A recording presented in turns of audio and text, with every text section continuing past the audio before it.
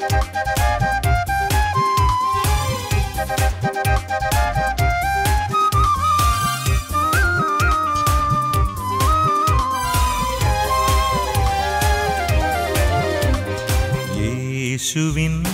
വാഗ്ദാനമേ പാവനാത്മനേ, ജീവൻ നൽകുന്ന ചൈതന്യമേ പരിശുദ്ധാത്മാവേ. യേശുവിൻ വാഗ്ദാനമേ പാവനാത്മനേ, ജീവൻ നൽകുന്ന ചൈതന്യമേ പരിശുദ്ധാത്മാവേ. ആത്മാവേ എന്നിൽ നിറയണമേ, ആത്മാവേ എന്നിൽ നിറയണമേ, അഭിഷേകത്തിൻ നിറവായി മാറ്റണമേ, അഭിഷേകത്തിൻ നിറവായി മാറ്റണമേ.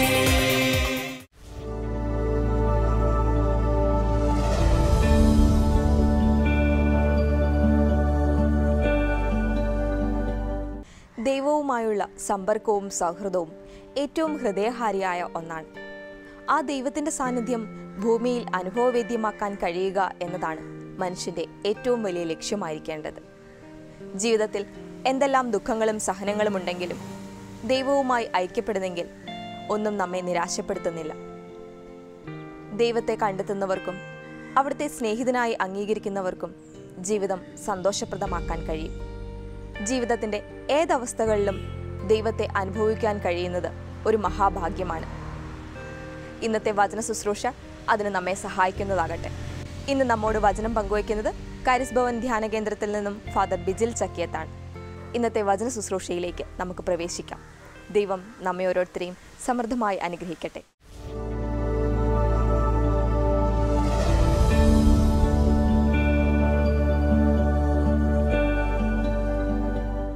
Praise the Lord. ഹല്ലേലൂയ. ഇന്നത്തെ ക്ഷേമ ഇസ്രായേൽ എന്ന ശുശ്രൂഷ പരമ്പരയിലേക്ക് നിങ്ങളേവരെയും വലിയ സ്നേഹത്തോടെ സ്വാഗതം ചെയ്യുന്നു. കർത്താവ് ഇന്ന് നമുക്ക് തന്നിരിക്കുന്ന ഒരു വിഷയം പ്രത്യേകിച്ച് സുവിശേഷ പ്രഘോഷണവുമായി ബന്ധപ്പെട്ട ഒരു വിഷയമാണ്. അനേക സുവിശേഷ പ്രഘോഷണങ്ങളുടെ കാലഘട്ടമാണ് നമ്മൾ കടന്നു പോകുന്നത്. വലിയ വലിയ കൺവെൻഷനുകൾ, കേരളത്തിൽ തന്നെ 150-150 വരുന്ന ധ്യാന കേന്ദ്രങ്ങൾ,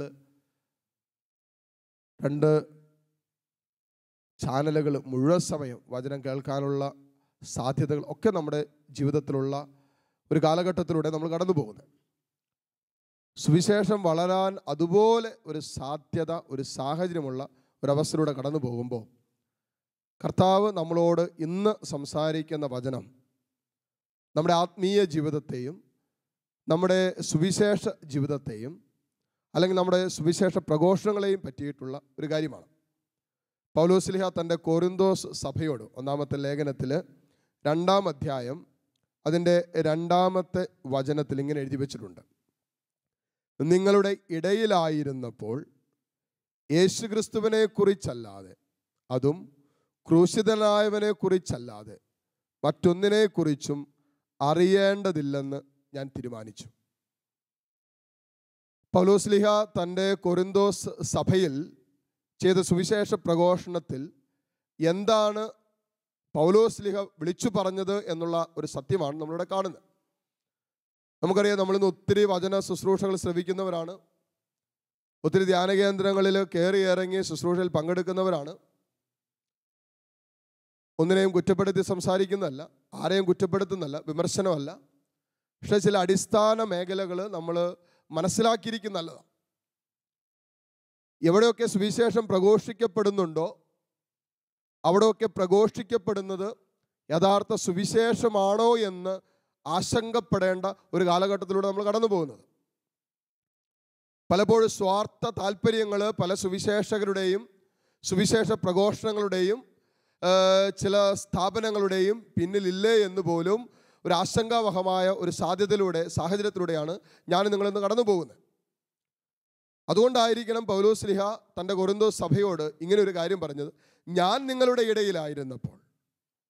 ആകെ പറഞ്ഞതും പറയാൻ ആഗ്രഹിച്ചതും പ്രഘോഷിച്ചതും ഒരൊറ്റ കാര്യമാണ്. അതെന്താണെന്ന് പൗലോസ് പറയുകയാണ്. ഞാൻ നിങ്ങളുടെ ഇടയിലായിരുന്നപ്പോൾ യേശുക്രിസ്തുവിനെ കുറിച്ചല്ലാതെ, അതും ക്രൂശിതനായവനെ കുറിച്ചല്ലാതെ മറ്റൊന്നിനെക്കുറിച്ചും നിങ്ങൾ അറിയേണ്ടതില്ലെന്ന് ഞാൻ തീരുമാനിച്ചു. രണ്ട് കാര്യങ്ങളാണ് ഇവിടെ. പൗലോസ്ലീഹയുടെ സുവിശേഷ പ്രഘോഷണത്തിൽ പൗലോസ്ലീഹ വിളിച്ചു പറഞ്ഞ രണ്ട് കാര്യങ്ങളാണ്. ഒന്ന്, യേശുക്രിസ്തുവിനെ കുറിച്ചല്ലാതെ, യേശുവിനെ കുറിച്ച് മാത്രമേ പറഞ്ഞുള്ളൂ. സുവിശേഷ പ്രഘോഷണത്തിൻ്റെ കാതലായ സന്ദേശം യേശുവാണ് സുവിശേഷം. ഈശോയാണ് സുവിശേഷം. നല്ല വിശേഷം എന്ന് പറഞ്ഞ ഈശോ. ഇതാ ഒരു സന്തോഷത്തിൻ്റെ സദ്വാർത്ത, നല്ല വാർത്ത. അത് സുവിശേഷം, അത് ഈശോയാണ്. എല്ലാ സുവിശേഷ പ്രഘോഷണങ്ങളുടെയും കാതൽ, അടിസ്ഥാന സന്ദേശം എന്ന് പറയുന്നത് ഈശോയായിരിക്കണം. ഇത് വിട്ടിട്ടുള്ള സുവിശേഷ പ്രഘോഷണങ്ങളൊന്നും യഥാർത്ഥത്തിൽ സുവിശേഷ പ്രഘോഷണങ്ങളല്ല. ഈശോയെക്കുറിച്ചാണ് പറയണ്ടേ, ഈശോയെക്കുറിച്ചാണ് പ്രഘോഷിക്കേണ്ടത്. ഈശോയെക്കുറിച്ച് പ്രഘോഷിച്ചിട്ടേ കാര്യമുള്ളൂ. യേശുക്രിസ്തുവിനെ അറിയുന്നതാണ് നിത്യജീവൻ എന്ന് വചനം തന്നെ നമ്മളെ പഠിപ്പിക്കുന്നുണ്ട്. യോഹന്നാന്റെ സുവിശേഷത്തിൽ കൃത്യമായിട്ട് എഴുതി വെച്ചിട്ടുണ്ട്, പിതാവിനെയും അങ്ങയച്ച പുത്രനെയും അറിയുന്നതാണ് നിത്യജീവൻ. അപ്പൊ നിത്യജീവനിലേക്ക് ഒരു ദൈവ പൈതൽ കൈപിടിച്ചുയർത്തപ്പെടുന്നത് അവൻ സുവിശേഷം കേൾക്കുമ്പോഴാണ്. അപ്പൊ ഈ സുവിശേഷം എന്ന് പറയുന്നത് ക്രിസ്തുവിനെ കുറിച്ചുള്ള കേൾവിയാണ്. ആ ക്രിസ്തുവിനെ കുറിച്ച് അവൻ കേട്ടാലേ അവൻ നിത്യജീവനിലേക്ക് പ്രവേശിക്കുള്ളൂ. അപ്പോൾ അവൾ പറഞ്ഞു കൊടുക്കേണ്ടത് തന്നെ സുവിശേഷം പ്രസംഗിക്കണം. യേശുവിനെ കുറിച്ചാണ് പ്രസംഗിക്കേണ്ടത്, ഈശോയെക്കുറിച്ചാണ് പറയേണ്ടത്. ഈശോയെക്കുറിച്ചല്ലാതെ പറഞ്ഞുകൊണ്ടുള്ള സുവിശേഷ പ്രഘോഷണങ്ങളൊന്നും യഥാർത്ഥ സുവിശേഷ പ്രഘോഷണത്തിൻ്റെ ഇതല്ല എന്ന് ഇന്നത്തെ വായന അല്ലെങ്കിൽ നമ്മൾ ഇന്ന് ധ്യാനിക്കുന്ന വിഷയം നമ്മളെ പഠിപ്പിക്കുക. നമ്മൾ കൃത്യമായിട്ട് മനസ്സിൽ സൂക്ഷിക്കുക, ഈശോയാണ് നമ്മുടെ സുവിശേഷത്തിൻ്റെ കാതൽ. ഈശോയെക്കുറിച്ചാണ് നമ്മൾ പ്രഘോഷിക്കേണ്ടത്, ഈശോയെക്കുറിച്ചാണ് നമ്മൾ പറയേണ്ടത്, ഈശോയെയാണ് നമ്മൾ ജീവിച്ച് കാണിക്കേണ്ടത്, ഈശോയെയാണ് നമ്മൾ അനുകരിക്കേണ്ടത്. ഈശോയെ ആയിരിക്കണം നമ്മുടെ ആത്മീയ ജീവിതത്തിൻ്റെ ആത്യന്തികമായ റോൾ മോഡൽ, അനുകരിക്കേണ്ട വ്യക്തി. അതല്ലാതെ നമ്മൾ മറ്റു പല കാര്യങ്ങളുമായി ബന്ധപ്പെട്ട് കടന്നു പോകുമ്പോൾ ഒരുപക്ഷെ ഈ സന്ദേശത്തിന് നമ്മൾ വെള്ളം ചേർക്കുന്നുണ്ടോ മായം ചേർക്കുന്നുണ്ടോ എന്ന് നമ്മൾ ചിന്തിക്കേണ്ടത് നല്ലതാണ്. അതുകൊണ്ട് ഒരുവൻ്റെ ജീവിതത്തിൽ വിടുതലും സൗഖ്യവും വിശുദ്ധീകരണങ്ങളും അത്ഭുതങ്ങളും അടയാളങ്ങളും ഒക്കെ സാധ്യമാകണമെങ്കിൽ അവൻ യഥാർത്ഥ സത്യത്തെക്കുറിച്ച് അറിയണം. അതുകൊണ്ടാണ് വചനം പറയും, നിങ്ങൾ സത്യം അറിയുകയും സത്യം നിങ്ങളെ സ്വതന്ത്രരാക്കുകയും ചെയ്യും. എന്താണ് സത്യം? യോഹന്നാന്റെ സുവിശേഷത്തിൽ എഴുതി വെച്ചിരിക്കുന്നു, ദൈവത്തിൻ്റെ വചനമാണ് സത്യം. യോഹന്നാന്റെ സുവിശേഷം തന്നെ ആരംഭിക്കുന്ന ഇങ്ങനെയാണ്, ആദിയിൽ വചനമുണ്ടായിരുന്നു, വചനം ദൈവത്തോടു കൂടെയായിരുന്നു, വചനം ദൈവമായിരുന്നു. ഈ വചനം മാംസം ധരിച്ച് കടന്നു വന്നതാണ് ഈശോ. ആ ഈശോ യോഹന്നാന്റെ സുവിശേഷത്തിൽ തന്നെ പറയുന്നു, ഞാനാണ് വഴിയും സത്യവും ജീവനും. അപ്പൊ സത്യം അറിയുകയും സത്യം നിങ്ങളെ സ്വതന്ത്രരാക്കുകയും ചെയ്യും എന്ന് പറയുമ്പോൾ സത്യം തന്നെയായ ഈശോയെ അറിയുമ്പോൾ ഈശോയെക്കുറിച്ചുള്ള അറിവാണ് ഒരുവനെ സ്വാതന്ത്ര്യത്തിലേക്ക്, ആത്മീയ സ്വാതന്ത്ര്യത്തിലേക്ക് നയിക്കുന്നത്. വേറെ ഒന്നും ഒരുവൻ ആത്മീയ സ്വാതന്ത്ര്യത്തിലേക്ക് നയിക്കില്ല. ലോകത്തെക്കുറിച്ചുള്ള അറിവ് ആരെയും ആത്മീയ സ്വാതന്ത്ര്യത്തിലേക്ക് നയിക്കില്ല. ബുദ്ധി വളർന്നു എന്ന് കരുതി, ലോകത്തെക്കുറിച്ചുള്ള ജ്ഞാനം വളർന്നു എന്ന് കരുതി ആർക്കും ആത്മീയ ജ്ഞാനം ഉണ്ടാവണമെന്ന് നിർബന്ധമില്ല. എത്രയോ ബുദ്ധിയുള്ള മക്കള്, എത്രയോ ബുദ്ധി വളർന്ന മക്കള്, എല്ലാത്തിനും A+ കിട്ടിയ കുട്ടികൾ, മെഡിസിൻ പഠിച്ചുകൊണ്ടിരിക്കുന്ന കുട്ടികൾ, ദൈവിക ജ്ഞാനമില്ലാത്തത് കൊണ്ട്, ബുദ്ധി മാത്രം വളർന്നു, ആത്മീയ ജീവിതം വളരാത്തത് കൊണ്ട്, ദൈവിക ജ്ഞാനമില്ലാത്തത് കൊണ്ട്, ദൈവത്തെക്കുറിച്ച് അറിവില്ലാത്തത് കൊണ്ട്, ആത്മീയ കാര്യങ്ങളെക്കുറിച്ച് അറിവില്ലാത്തത് കൊണ്ട്, വിശുദ്ധ ജീവിതത്തിൻ്റെ പ്രതിഫലത്തെക്കുറിച്ച് അറിവില്ലാത്തത് കൊണ്ട് എത്രയോ നമ്മുടെ മക്കള് ഈ കഴിവുണ്ട് എന്ന് അഹങ്കരിച്ച് നമ്മൾ നടത്തി വളർത്തിയ നമ്മുടെ മക്കൾ തന്നെ ഇന്ന് കൈവശം വന്ന് പോയിരിക്കുന്നു, കൈവിട്ടു പോയിരിക്കുന്നു, പാപ വഴികളിലേക്ക് പോയിരിക്കുന്നു, ജീവിതം തകർന്നു പോയിരിക്കുന്നു, ആത്മഹത്യയിലേക്ക് പോയിരിക്കുന്നു. ഇപ്പൊ സത്യം അറിയണം. ഈ സത്യമാണ് സ്വാതന്ത്ര്യം, സത്യം ഈശോയാ. അപ്പൊ നമ്മുടെ പ്രഘോഷണങ്ങളിൽ ഈ സത്യത്തെ മറച്ചു വെച്ചുകൊണ്ടുള്ള പ്രഘോഷണങ്ങൾ അവരെ ആത്മീയ സ്വാതന്ത്ര്യത്തിലേക്ക് നയിക്കില്ല. അപ്പൊ സുവിശേഷ പ്രഘോഷണം അവിടെ പരാജയപ്പെടുകയാണ്. നമ്മുടെ ഈ സുവിശേഷ പ്രഘോഷണം പരാജയമായി. ഞാൻ സുവിശേഷം പറയുമ്പോൾ ക്രിസ്തുവിനെ കുറിച്ച് പറയാതെ വേറെ എന്തൊക്കെ പറഞ്ഞെന്ന് പറഞ്ഞാലും എന്നെ ശ്രവിക്കുന്ന ഒരുവന് ആത്മാവിൽ ഒരു സ്വാതന്ത്ര്യം കിട്ടില്ല. ഒരു നിത്യജീവന്റെ അനുഭവം കിട്ടില്ല. ഈ ജീവിതത്തിൽ സ്വർഗത്തിന്റെ അനുഭവത്തിൽ ഒരു ദൈവ പൈതലിന് ജീവിക്കാൻ പറ്റില്ല. അതുകൊണ്ടാണ് ഗലാത്യർക്ക് എഴുതിയ ലേഖനം 5-ാം അധ്യായം 1-ാമത്തെ വചനത്തിൽ ഇങ്ങനെ എഴുതി വെച്ചിട്ടുണ്ട്: ക്രിസ്തു നമ്മെ സ്വാതന്ത്ര്യത്തിലേക്ക് മോചിപ്പിച്ചു, അതുകൊണ്ട് അടിമത്തത്തിന്റെ നുകത്തിന് നിങ്ങൾ ഇനിയും വിധേയരാകരുത്. ഒരു ദൈവ പൈതല് ഇതറിയത്തില്ലെങ്കിൽ ഒന്ന് ആലോചിച്ച് നോക്കിയേ. അടിമത്തത്തിൽ കിടക്കുന്ന ഒത്തിരി പേരെ നമുക്കറിയാം.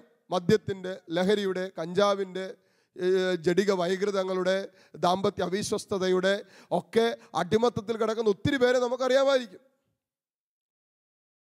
ക്രിസ്തു നമ്മെ സ്വാതന്ത്ര്യത്തിലേക്ക് നയിച്ചു എന്നുള്ള തിരിച്ചറിവില്ലാത്തത് കൊണ്ടും ആ ജ്ഞാനമില്ലാത്തത് കൊണ്ടും ഇവനെന്നും അടിമയായിട്ട് തുടരും.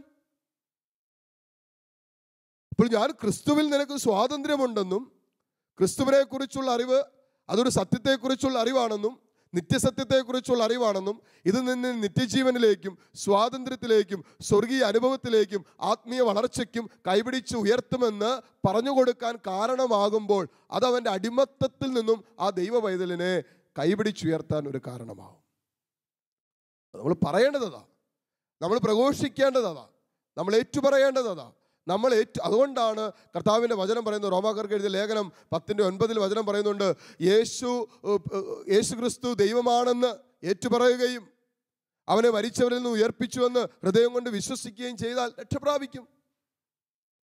നമ്മുടെ ഈ ഏറ്റുപറച്ചിലും നമ്മുടെ പ്രഘോഷണവും നമ്മുടെ അധരം കൊണ്ടുള്ള പ്രഘോഷണം മാത്രമല്ല, ജീവിതം കൊണ്ടുള്ള പ്രഘോഷണത്തെക്കുറിച്ചാണ് പറയുന്നത്.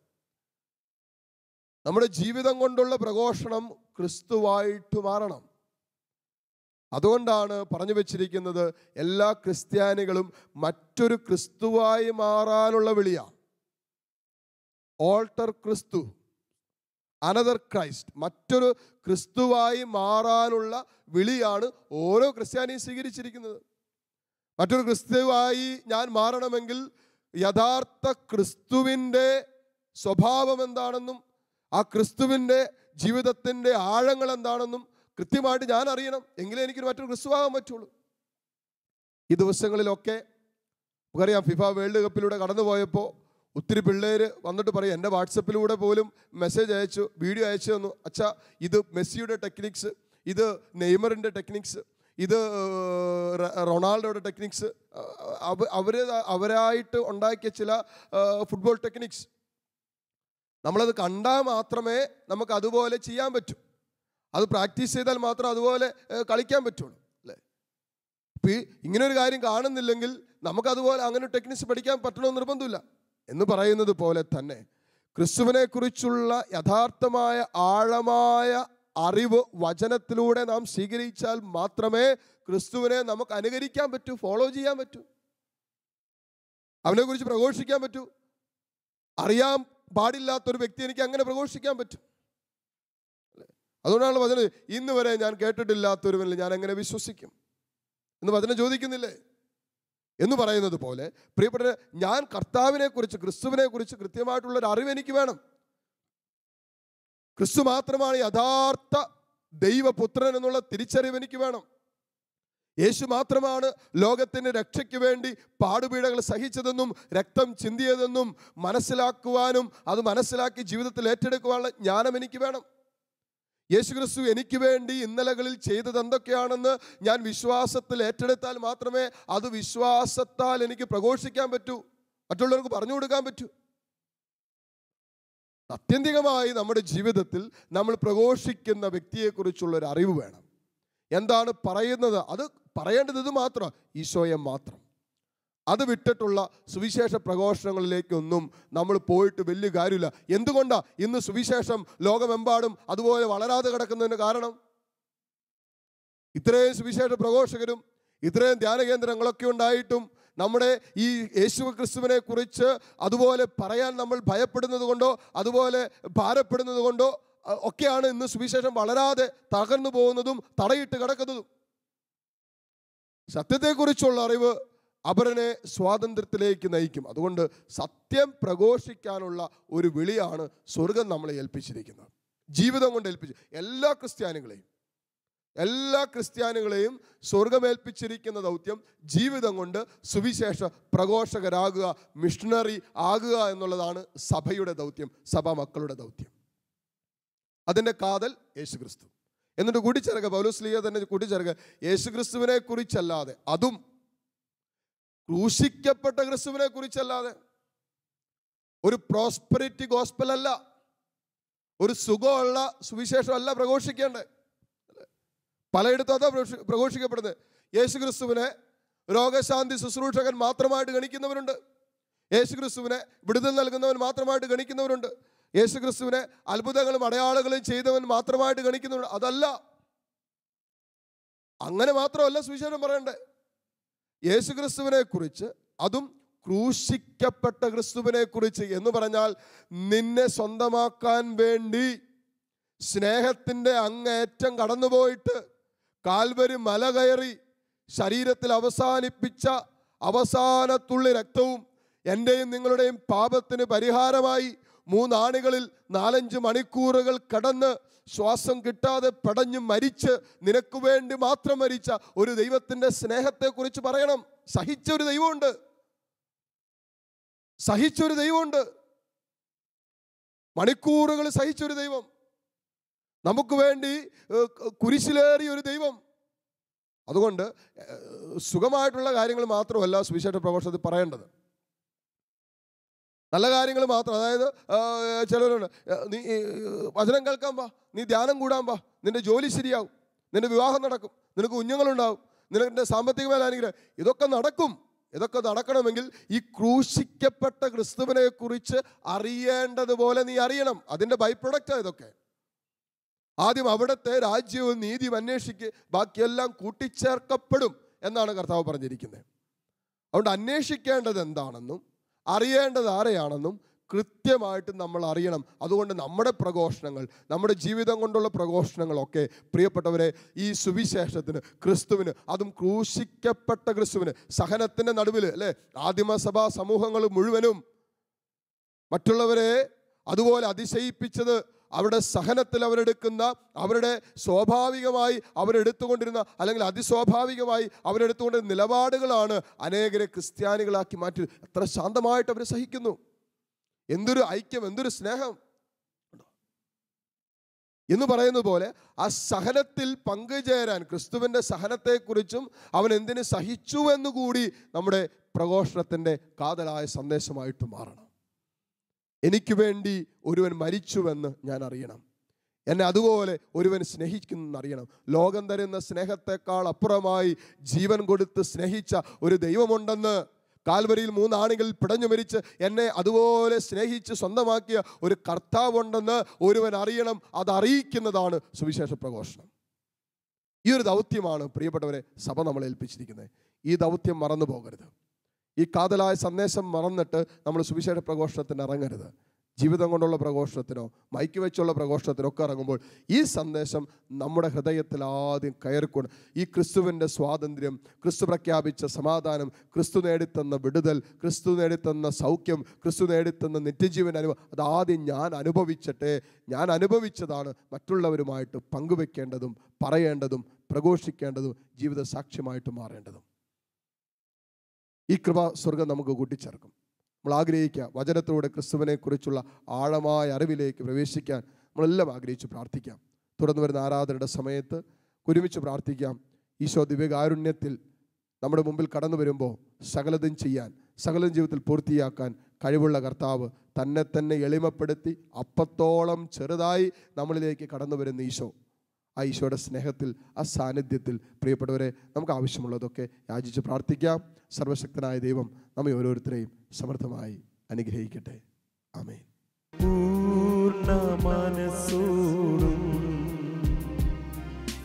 പൂർണ്ണ ഹൃദയമോടും പൂർണ്ണാത്മാവോടും ഈശോയെ അങ്ങേ ഞാൻ സ്നേഹിക്കുന്നു. കരങ്ങൾ കൂപ്പാം, ശിരസ് നമിക്കാം. പരിശുദ്ധ പരമ ദിവ്യകാരുണ്യ നാഥനായ ഈശോയ്ക്ക് എന്നേരവും ആരാധനയും സ്തുതിയും പുകഴ്ചയും ഉണ്ടായിരിക്കട്ടെ. ഇത് ആരാധനയുടെ സമയം. ദൈവത്തെ ആരാധിക്കാൻ, ദൈവത്തിൻ്റെ മുഖം കണ്ട് പ്രാർത്ഥിക്കാൻ സ്വർഗമൊരുക്കിയ നിമിഷം. കുടുംബമായിട്ടിരുന്ന് ഈ ശുശ്രൂഷയിൽ പങ്കെടുക്കുന്നവരുണ്ടാകാം, ഒറ്റയ്ക്കിരുന്ന് ഈ ആരാധനയുടെ ഭാഗമാകുന്ന മക്കളുണ്ടാകാം, ലോകത്തിൻ്റെ പല കോണുകളിലിരുന്ന് ഈ ശുശ്രൂഷയുടെ ഭാഗമാകുന്നവരുണ്ടാകാം. എല്ലാവരും ഇപ്പോൾ കർത്താവിൻ്റെ മുഖം കണ്ട് പ്രാർത്ഥിക്കുക. ഏതൊക്കെ മേഖലകളിൽ നിങ്ങൾ ഭാരപ്പെടുന്നുണ്ടോ ആ വിഷയങ്ങൾ ഇപ്പോൾ കർത്താവിന് കൊടുക്കുക. വചന ശുശ്രൂഷയിൽ നമ്മൾ കൃത്യമായിട്ട് മനസ്സിലാക്കി, നമ്മൾ ക്രൂശിക്കപ്പെട്ട ക്രിസ്തുവിനെക്കുറിച്ചുള്ള അറിവാണ് യഥാർത്ഥ ആത്മീയ പക്വതയിലേക്ക് നമ്മൾ വളർത്തുന്നത്. ഒത്തിരി സുവിശേഷ പ്രഘോഷങ്ങൾ നമ്മൾ കേൾക്കുന്നുണ്ട്, ഒത്തിരി കാര്യങ്ങൾ സുവിശേഷ പ്രഘോഷത്തിലൂടെ നമ്മൾ അറിയുന്നുണ്ട്. അതൊക്കെ നമുക്ക് ദൈവം തരുന്ന അനുഗ്രഹങ്ങളുടെ തലത്തിൽ മാത്രം നിന്നു പോവുകയാണ്. പൗലോസ്ലീഹ പറഞ്ഞില്ലേ, അവനിൽ വിശ്വസിക്കാൻ വേണ്ടി മാത്രമല്ല അവനോടുകൂടി സഹിക്കുവാനുള്ള കൃപയും കർത്താവ് എനിക്ക് തന്നിരിക്കുന്നുവെന്ന് ഫിലിപ്പർക്ക് എഴുതിയ ലേഖനം 1-ാം അധ്യായം 29-ാമത്തെ വചനത്തിൽ പൗലോസ്ലീഹ പറയുന്നതാ. അപ്പോൾ ക്രൂശിക്കപ്പെട്ട ക്രിസ്തുവിനെ കുറിച്ച് നമ്മൾ അറിയണം. ഈശോ നമുക്ക് വേണ്ടി സഹിച്ചതിൻ്റെ, അതിൻ്റെ അങ്ങേയറ്റം വരെ പോയതിൻ്റെ, കുരിശുമരണത്തിൻ്റെ വേദന, സഹനങ്ങൾ, ഇതൊക്കെ നമ്മൾ അറിയണം. ഉത്ഥാനത്തെക്കുറിച്ച് മാത്രം ധ്യാനിക്കേണ്ടവരല്ല നമ്മൾ, അവൻ്റെ കുരിശുമരണത്തെക്കുറിച്ച് കൂടി ധ്യാനിക്കേണ്ടവരാണ് നമ്മൾ. അത് അല്പം കൂടി കാര്യമായിട്ടെടുക്കേണ്ട വിഷയമാണ്. നമ്മുടെ സുവിശേഷ പ്രഘോഷണത്തിൻ്റെ വിഷയം തന്നെ ഒരു പരിധിവരെ കർത്താവിൻ്റെ കുരിശുമരണത്തെക്കുറിച്ചാണ്, യേശുക്രിസ്തുവിനെ കുറിച്ചാണ്. അതും അതും ക്രൂശിക്കപ്പെട്ടവനെ കുറിച്ച്. കർത്താവേ, ഈ ആരാധനയിൽ പങ്കുകൊള്ളുന്ന ഈ മക്കളിലേക്ക് ആ കുരിശിൻ്റെ സാന്നിധ്യം കടന്നുവരട്ടെന്ന് പ്രാർത്ഥിക്കുന്നു. ഈശോ, കുരിശിലാണല്ലോ അങ്ങ് ഞങ്ങൾക്ക് വേണ്ടി മരിച്ചത്, കുരിശിലാണല്ലോ അങ്ങ് ഞങ്ങൾക്ക് വേണ്ടി രക്ഷ നേടിത്തന്നത്, കുരിശിലാണല്ലോ അവിടുത്തെ മുറിവിനാലാണല്ലോ, സഹനത്താലാണല്ലോ ഞങ്ങൾക്ക് സൗഖ്യം നേടിത്തന്നത്. ഈശോയെ വചനത്തിൽ അങ്ങ് പറഞ്ഞല്ലോ, അവിടുത്തെ കുരിശുമരണത്തിലൂടെയാണല്ലോ പിശാചിൻ്റെ തലയെ തകർത്തത്. ഈശോയെ, അവിടുത്തെ കുരിശുമരണത്തിലാണല്ലോ ശാപത്തിൻ്റെ നുഖങ്ങൾ അങ്ങ് അഴിച്ചു മാറ്റിയത്. കർത്താവെ, എല്ലാം അവിടുത്തെ കുരിശുമരണത്തിൻ്റെ യോഗ്യതയാലാണ്, അത് സഹനത്തിൻ്റെ യോഗ്യതയാണ് ഞങ്ങൾക്ക് രക്ഷ നേടിത്തന്നതെന്ന് ഞങ്ങൾ വിശ്വസിക്കുന്നു. ഈശോയെ, ഈ കൂട്ടായ്മയിലിരുന്ന് ഈ ആരാധനയിൽ പങ്കെടുക്കുന്ന മക്കൾ ഏതെങ്കിലുമൊക്കെ ജീവിതത്തിൻ്റെ സഹനങ്ങളിലൂടെ കടന്നു പോകുന്നവരുണ്ടെങ്കിൽ, ശരീരത്തിൻ്റെ രോഗങ്ങളോ മാറാ രോഗങ്ങളോ തീരാ ദുഃഖങ്ങളോ സാമ്പത്തിക വേദനകളോ നൊമ്പരങ്ങളോ ഒക്കെ കടന്നു പോകുന്നവരുണ്ടാകാം. അതിനേക്കാൾ ഉപരിയായി മാനസിക നൊമ്പരത്തിലൂടെ കടന്നു പോകുന്ന മക്കളുണ്ടാകാം. ഈശോയെ, ഇവരൊക്കെ സമർപ്പിക്കുന്നു. ഇവരുടെ ജീവിതത്തിൻ്റെ ഭാഗമായിരിക്കുന്ന സഹനങ്ങളിലേക്ക് കർത്താവിൻ്റെ കരുണ ഒഴുകട്ടെ. ആ സഹനങ്ങളെ ഈശോയെ അവിടുത്തെ കുരിശിൻ്റെ സഹനത്തോട് ചേർത്ത് പിടിച്ച് പ്രാർത്ഥിക്കാനുള്ള അഭിഷേകം ഇപ്പോൾ ഈ മക്കൾക്ക് നൽകണമേ എന്ന് പ്രാർത്ഥിക്കുന്നു. കരങ്ങൾ അങ്ങോട്ട് ഈശോയിലേക്ക് നീട്ടിപ്പിടിച്ച്, എന്നിട്ട് നിങ്ങളുടെ ജീവിതത്തിൻ്റെ നൊമ്പരങ്ങൾ, ഇപ്പോൾ അനുഭവിക്കുന്ന ജീവിതത്തിൻ്റെ വേദനകൾ, സഹനങ്ങൾ, ഒറ്റപ്പെടലുകൾ, കണ്ണുനീരുകൾ, തീരാ ദുഃഖങ്ങൾ എല്ലാം ഈശോയിലേക്ക് കൊടുത്ത്, നേരിട്ടുകൊണ്ടിരിക്കുന്ന തടസ്സങ്ങൾ എല്ലാം കർത്താവിന് കൊടുത്ത്, ഈശോയെ എന്നെ സുഖപ്പെടുത്തണമെന്ന് പ്രാർത്ഥിച്ച്, ഈശോയെ അവിടുത്തെ കുരിശിൻ്റെ സ്നേഹത്താൽ എന്നെ കീഴടക്കണമെന്ന് പ്രാർത്ഥിച്ച്, ഈശോയെ ആ കുരിശിൻ്റെ സാന്നിധ്യം എന്നിലേക്ക് ഇപ്പോൾ എടുക്കണമെന്ന് പ്രാർത്ഥിച്ച്, ആ കുരിശിലൂടെ വെളിപ്പെടുത്തിയ രക്ഷയും സൗഖ്യവും വിടുതലും വിശുദ്ധീകരണവും ഇപ്പോൾ എന്നിലേക്കും എൻ്റെ കുടുംബത്തിലേക്കും നൽകണമേ എന്ന് പ്രാർത്ഥിച്ചുകൊണ്ട് എല്ലാവരും ഒന്ന് സ്തുതിച്ചേ. Hallelujah, hallelujah, hallelujah. യേശുവേ ആരാധന, ഈശോയെ ആരാധന. കർത്താവേ, കാരുണ്യവാനായ ദൈവമേ, അവിടുത്തെ കുരിശുമരണത്തിൻ്റെ യോഗ്യതയോട് ചേർന്ന്, കാൽവരിയിൽ അങ്ങ് ചിന്തിയ പരിശുദ്ധ രക്തത്തിൻ്റെ യോഗ്യതയോട് ചേർന്ന് ഈ മക്കൾക്ക് വേണ്ടി ഇപ്പോൾ പ്രാർത്ഥിക്കുന്നു. ഇവരനുഭവിക്കുന്ന ജീവിതത്തിൻ്റെ വേദനകളിലേക്ക്, ഇവരനുഭവിക്കുന്ന ജീവിതത്തിൻ്റെ തീരാ ദുഃഖങ്ങളിലേക്ക്, ജീവിതത്തിൻ്റെ തകർച്ചകളിലേക്ക് കുരിശുമരണത്തിൻ്റെ അത്ഭുതകരമായ അനുഗ്രഹങ്ങളും വിടുതലും സൗഖ്യവും ഇപ്പോൾ കടന്നു വരട്ടെ എന്ന് പ്രാർത്ഥിക്കുന്നു. ഈശോയെ, കുരിശിൽ മരിച്ച ഈശോയെ കൂടുതൽ സ്നേഹിക്കാൻ, അവിടുത്തെ കുരിശിൻ്റെ സ്നേഹത്തിലേക്ക് ഞങ്ങളുടെ ജീവിതത്തിൻ്റെ സഹനങ്ങളെ ചേർത്ത് പിടിച്ച് കൂടുതൽ അഭിഷേകത്തിൽ വളരാൻ, കൂടുതൽ ആത്മീയ വളർച്ച പ്രാപിക്കാൻ അഭിഷേകം തരണമേ എന്ന് പ്രാർത്ഥിക്കുന്നു. അതിന് തടസ്സം നിൽക്കുന്ന എല്ലാ മേഖലകളും കർത്താവ് ഇപ്പോൾ അഴിച്ചു മാറ്റണമേ. Hallelujah, hallelujah, hallelujah, hallelujah, hallelujah. യേശുവേ ആരാധന, ആരാധന, ആരാധന. കർത്താവേ, ഈ മക്കളിലേക്ക് അവിടുത്തെ കരുണ ഇപ്പോൾ എടുക്കണമേ. ഈശോയെ അങ്ങ് തൊട്ട് സുഖപ്പെടുത്തണമേ. ഈശോയെ മനസ്സിന് സൗഖ്യം നൽകണമേ. ആത്മാവിലേക്ക് കുരിശിൻ്റെ സാന്നിധ്യം ഒഴുകട്ടെ, കുരിശിൻ്റെ ശക്തി വെളിപ്പെടട്ടെ. Hallelujah, hallelujah, hallelujah. യേശുവേ നന്ദി, ഈശോയെ സ്തുതി. കരങ്ങൾ കൂപ്പാൻ, കണ്ണുകൾ അടയ്ക്കാം. ഒരു ദിവസം ഹൃദയം കൊണ്ട് ആ കുരിശിൽ മരിച്ച ഈശോയുടെ മുഖമൊന്ന് മനസ്സിൽ കാണാം. കർത്താവെ, എനിക്ക് വേണ്ടി പാടുപീടയേറ്റ ഈശോ, എനിക്ക് വേണ്ടി 3 ആണികളിൽ പിടഞ്ഞു മരിച്ച ഈശോ, എനിക്ക് വേണ്ടി ശരീരത്തിൽ അവശേഷിപ്പിച്ച അവസാനത്തുള്ളി രക്തവും ചിന്തിയ കർത്താവ് ഈശോയെ, അവിടുത്തെ സഹനത്തോട് ഞങ്ങളുടെ ഈ കൊച്ചു ജീവിതത്തിൻ്റെ സഹനങ്ങളെ ചേർത്ത് പിടിച്ച് കർത്താവെ അങ്ങ് ആശീർവദിക്കുമ്പോൾ ഞങ്ങളുടെ ജീവിതത്തിൻ്റെ എല്ലാ നൊമ്പരങ്ങളിലേക്കും അവിടുത്തെ സ്നേഹത്തിൻ്റെ കരം നീട്ടണമേ എന്ന് പ്രാർത്ഥിച്ചുകൊണ്ട് ഈശോയുടെ ആശീർവാദം നമുക്കിപ്പോൾ സ്വീകരിക്കാം. പരിശുദ്ധ പരമകാരുണ്യമേ,